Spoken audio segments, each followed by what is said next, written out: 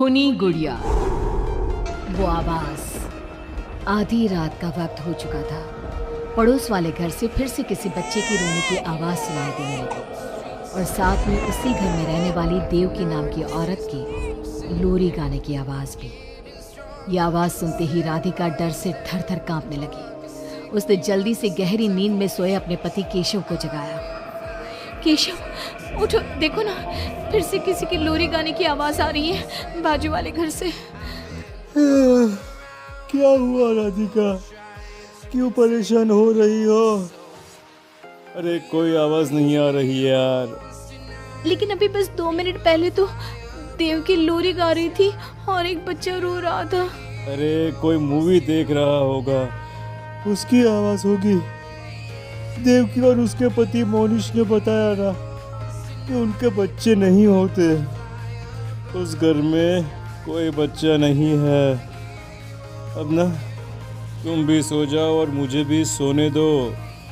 लेकिन अभी बस 2 मिनट पहले तो देव की लोरी गा रही थी और एक बच्चा रो रहा था। राधिका हैरान थी कि आवाज सिर्फ उसे ही सुनाई क्यों देती थी। लेकिन जब उसके पति केशव ने उसकी बात नहीं सुनी तो वो सोने की कोशिश करने लगी। लेकिन राधिका के कानों में किसी छोटी बच्ची के हंसने की आवाज गूंजने लगी। राधिका बुरी तरह से डर गई थी। अगली सुबह मैं दुकान जा रहा हूँ, आज माल खत्म हो रहा है दुकान में। इन दिनों पता नहीं क्यों लोग जमकर खिलौने खरीद रहे हैं। आज बड़े बाजार जाकर सारे खिलौने ले आता हूँ। आप रात होने से पहले आ जाएंगे ना?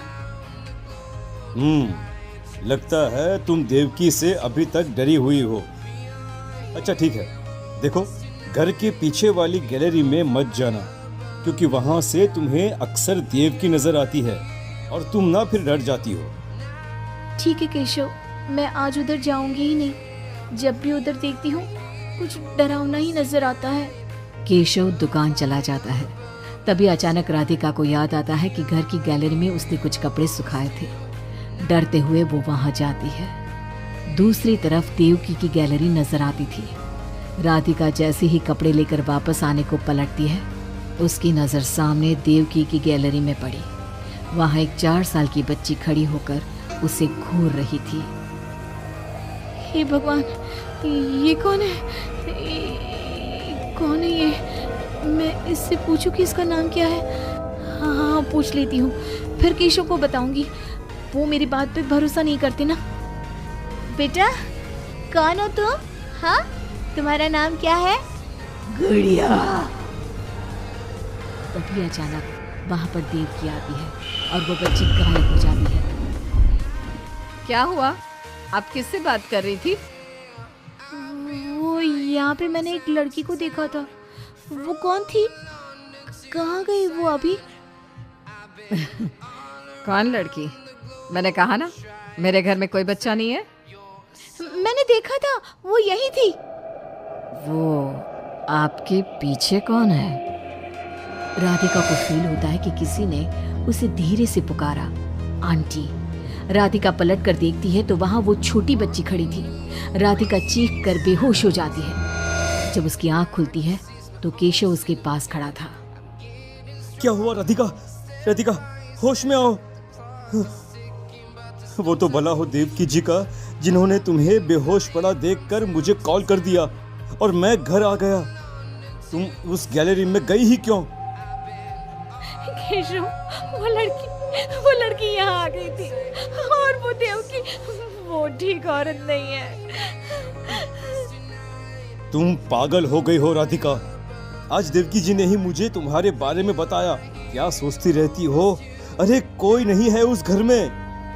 अगले दिन केशव के दुकान जाते वक्त, मैं भी आज आपके साथ चलूंगी। अच्छा ओके ठीक है, चलो चलो। अब दुकान पर पहुंचकर, वाह केशव, कितने सारे नए खिलौने। और ये इस पैकेट में क्या है? अरे एक बड़े साइज की डॉल है, मार्केट में नहीं आई है। सोचा अगर लोग खरीदेंगे तो अगली बार और ऑर्डर कर दूंगा। क्या मैं देख लूं इस डॉल को? हाँ देख लेना। मैं जरा माल लेने बड़े बाजार जा रहा हूँ। तुम दुकान संभाल लो और आराम से बैठकर खिलौने देख लो, ठीक है?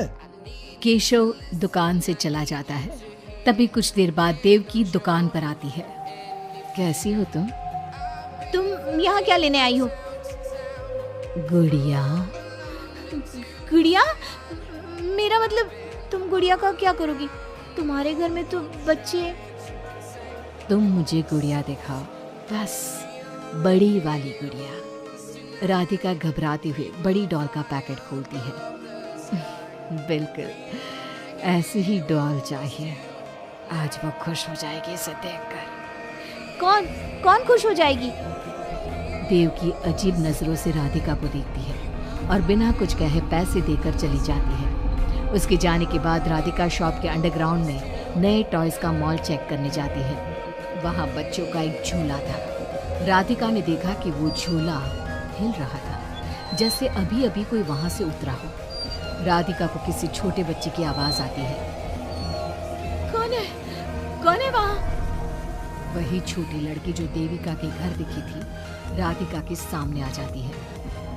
आंटी, मुझे गुड़िया चाहिए, वो बड़ी वाली। मेरे पास कोई गुड़िया उड़िया नहीं है। बड़ी गुड़िया चाहिए, मुझे दे दो, नहीं तो मैं ये सारे खिलौने जिंदा कर दूंगी और फिर हम आपको मार डालेंगे। कौन हो तुम? मैंने कहा ना नहीं है मेरे पास बड़ी गुड़िया। अभी तो थी ना, कहाँ गई? वो देवकी ले गई अपने साथ। अभी जाओ और मेरी गुड़िया लेकर आओ, वरना। उस छोटी लड़की के नाखून बड़े हो जाते हैं और पैर उल्टे। वो बहुत ही खौफनाक दिखने लगती है। नहीं देखो, मैं अभी जाकर तुम्हारी गुड़िया लाती हूँ। तुम यहीं रुको। नहीं, मैं तुम्हारे साथ चलूंगी, कहीं तुम भाग गई तो। राधिका शॉप से निकलकर तेज स्पीड में सड़क पे चलने लगती है। उसने पलट के देखा तो वो लड़की साए की तरह उसका पीछा कर रही थी। राधिका देवकी के घर पहुंचती है। दरवाजा खुला था।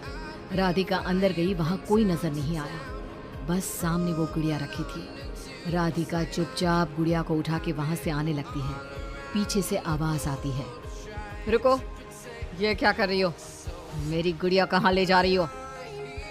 देखो देवकी, ये गुड़िया मुझे ले जाने दो, वरना वो लड़की। तो उसने तुम्हें डराया? उसे तो मैं बुलाती हूँ। गुड़िया, जरा यहाँ आना बेटा। मम्मा क्या हुआ? मेरी लाडो गुड़िया को बहुत पसंद है। देखो ना, 10 साल की हो गई, अब तक डॉल से खेलती है। ये तो वही लड़की है, और ये 10 साल की नहीं 5 साल की है। हाँ, लेकिन जब उस कार एक्सीडेंट में मर गई तब 5 की थी, अब तो 10 की हो गई है ना। मतलब ये मेरी बेटी है और मरने के बाद भी मेरे साथ है। इसे ना लोरी सुन के ही नींद आती है और डॉल्स इसे बहुत पसंद है। राधिका बुरी तरह से घबरा के भागती है। भागते भागते मेन रोड पे आ जाती है। वहीं उसका एक्सीडेंट होता है और उसकी मौत हो जाती है। उधर राधिका की मौत के बाद केशव को पास वाले घर से बच्चे के रोने और लोरी गाने की आवाज़ सुनाई देने लगती।